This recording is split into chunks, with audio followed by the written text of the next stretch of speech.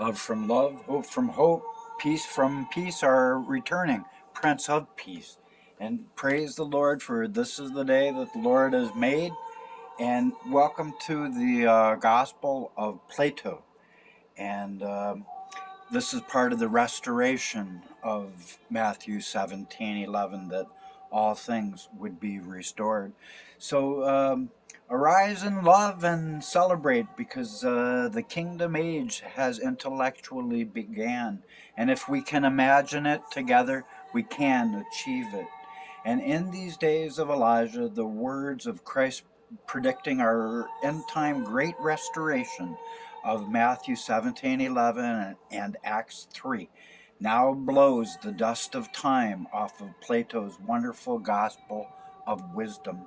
For by the inspiration of our beloved Lord of love, Plato always declared that wise people speak because they have something to say, but fools only talk because they have to say something. They like the sound of their own voice.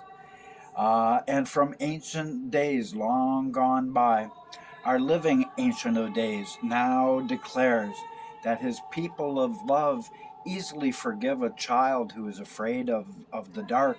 But the real tragedy is when people of love are afraid of his brightest light of love as he arises to become a son of hope, just as Isaiah 64 told, that can shatter all the gross darkness about us. And that was accurately foretold, Isaiah 60, for these last days of mankind's dark ages, religions of condemnation and spiritual racism that must go back to the hell from whence it came. No more should we condemn one another at all, ever, because those who judge, judgment can fall upon them. And by love's word of truth, through Plato, all children of love needs to see that they need to stop being angry over things that they can help and things that they can't. For as our living hope shines his most forgiving light of love, they can all become poets of his most lofty praise. And by the wisest wisdom extended by his rays of truth, our living wisdom of the ages now declares that good people of love do not need laws to tell them how to act responsibly, as hateful ones find their way around all of the laws that they want to ignore. Love is the fulfillment of all laws. And blessed are those who arise in courage, because they know what not to fear. And words of love as these are not to be feared, people. And in this kingdom age time, he says to all of love, that he forgives their iniquity and shall remember it no more, and he's going to write his love and law upon their hearts evermore. And beyond this, no one shall ever need to be taught of him anymore, because he is love, and those who love are born of God and know God, because God is love. And through that son of Greece, the Lord is now stressing through his spirit of prophecy that the truest measure of anyone is always found in love alone, that only becomes a serious mental disease for all those who love not themselves. So it starts with us. We have to love ourselves, and we have to quit condemning ourselves, even if we're condemning ourselves for good reasons. Because if your love light is on people, we have to realize that those who love are born of God. And the Lord speaks to all of our hearts, and he says those who walk with the Spirit are under no condemnation by him. And walking with his Spirit simply means to be walking with your love light on, enduring until the end. For those who love shall never commit blaspheme of the Holy Spirit, which is letting one's love wax totally cold. And that unforgivable sin people would cause the judgment of God to fall upon them by their own lack of action and refusal to stir up their love. So let love arise throughout the circle of earth. And So blessed are those of love who understand that preferring evil to good has never been part of human nature. For when those of peace are compelled to choose one of two evils, even the least of peace-loving humanity, they won't choose the greatest evil if they can have less. So let the wise arise in forgiveness with hope as they clearly see that the truest love always comes forth in beautifully God-ordered ways. And for those wanting to shine as the arising sun of peace, as foretold in Isaiah 60, um, let them now arise and be united in love's greatest passion as they come to see that the greatest wealth has always been the ability to be content with little. If we have love, we have it all, people. That our hearts are where our treasure is. Our treasure is where our hearts are. Only by that understanding can the light of truth persuade former people of foolish doctrines of condemnation and judgment over their brethren. Only then can truth persuade them that all men are by nature exactly equal, all made of the same earth by the one creator of all.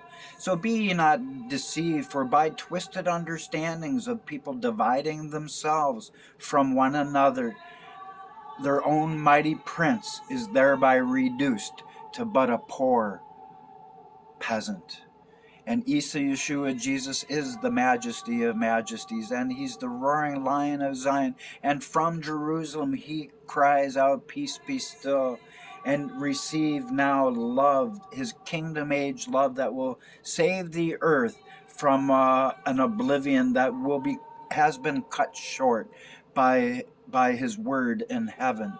And as it's cut short, Matthew 24:22, he said that unless the age of grace was cut short, no flesh could be saved. And for that reason, he has let his messenger of Malachi 3:1, the covenant messenger, give that covenant so all would not be lost. So above all, realize now that blind ignorance concerning love is the root and stem of all evil. For Satan's truest name was always ignorance alone. And because he has been banished in accordance with the word of Daniel 12, no more can he ever be the accuser of the brethren, because God is now openly saying to all mankind, Jeremiah 32:27, whom he has always been the Lord of all humanity. There is only one God of love over us all. And he says unto us all, arise in the newness of the one world religion of love from John 10:16. For the golden rule is the last religion, and loving one's enemies is that faith of faiths. And know that the excellence from God above is not a gift for any of us, but a skill that takes practice, and we must practice it in all affairs of love.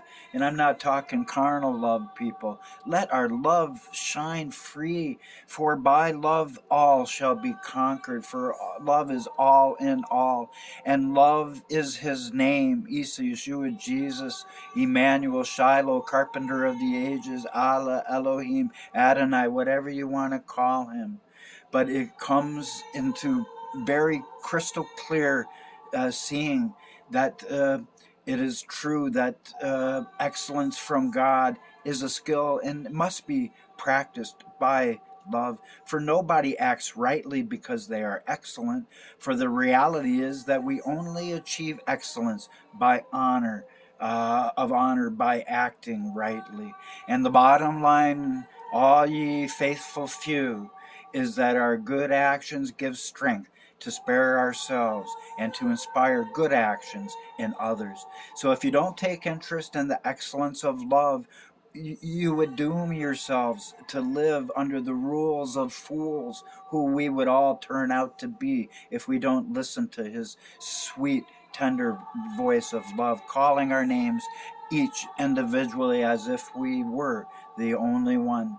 And as the children of our victor of victors and the returning overcomer of overcomers, we must now see that for anyone to conquer themselves is the most noble of all victories that we could so easily have through his living mercy that comes exactly as he foretold for these end time days. And this has been born of his most passionate love, as his forgiveness flows unto everyone who wants such a wondrous light of love's grand design burning bright within.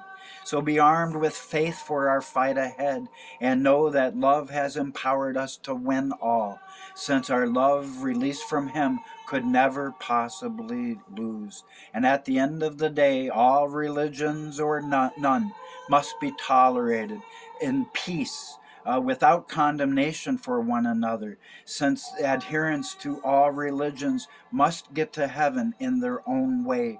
For there's only one way unto happiness, and that is to stop worrying about things that are beyond the power of our very own will. So as those of love arise in the newness of his end times hope, let us all now come to see that we all have 2 ears and 1 mouth, so we can listen to others twice as much as we speak unto them. And within these last days of Elijah, when the weed and tares can grow together no longer, let the wise understand that the key to success is only to keep the company of those who uplift you, whose presence calls forth your very best. By truth, we must now come to see that the wise don't grieve for the things they don't have, but instead they rejoice over that which they do. Such people of love's strongest power think it not matters not what happens to them, but how they react to it instead. That is what is important. And such wisdom has learned that our gratitude and love always turns what we have into being enough. So blessings, power, glory, and these are wonderful days ahead.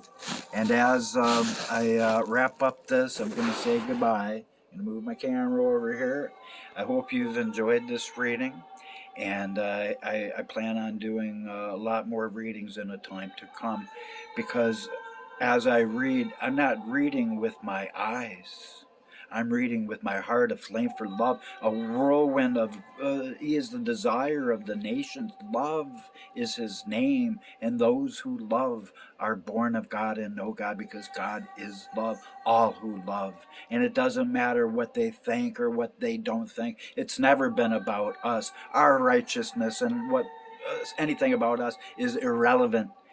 Only thing that has mattered is that he is love and we are his children, and he desires to set us totally free in that knowledge that he has always and always will and always has had all of our backs, the backs of all of our parents and grandparents and all of our ancestors who had their love light on. For all who love are born of God, and for that reason and for that cause, once more must the everlasting gospel go forth to all nations, to all people, to all tongues. For it is written by by John the beloved, that his words, not mine, must go again to all nations, because a great error has been made.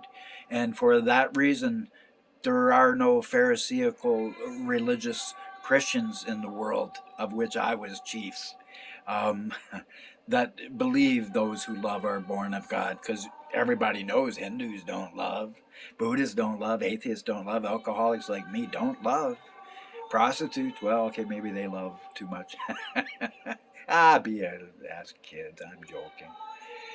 But we are to become as little children. That's how one is born again. Let your love light on, because for God so loved the world, he gave his only begotten love, so that whosoever believeth in love should never perish, but have everlasting light and everlasting love for all the rest of eternity, which is our inheritance, which he now gives to all flesh, as he pours out his spirit on all flesh, exactly as the prophet Joel long ago foretold. Blessings, glory, and honor unto the risen Lamb, our good shepherd over all the flocks of man. This is his religion. John 10:16. True story. Not John 3:16, John 10:16. That's the verse that we should all be banking on. One last thing, the unity of man as it arises, the brotherhood of love. God says that he shall return his terrifying anger and stop the fast rising great tribulation as we let our love flow. And that comes on the heels of great promises and great hope.